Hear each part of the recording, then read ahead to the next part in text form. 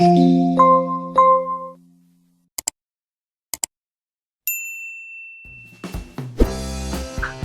ay atin pong masasaksihan ang unti-unting pagyabong ng dendro na ito.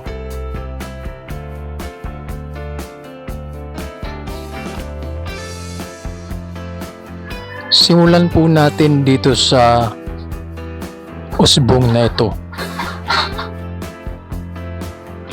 At pagkalipas ng mahigit 2 linggo, eto na siya.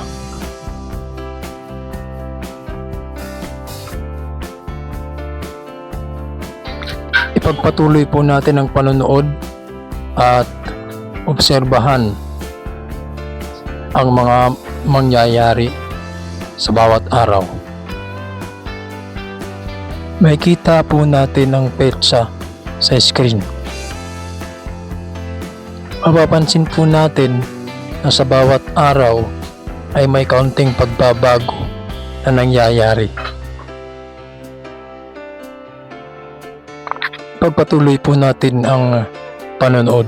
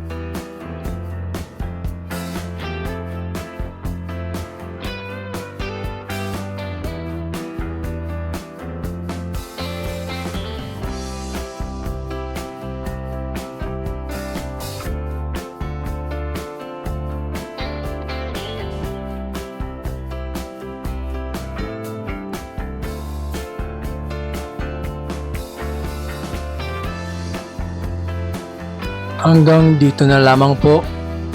Maraming salamat po sa panonood. Hanggang sa susunod po, kung loloobin.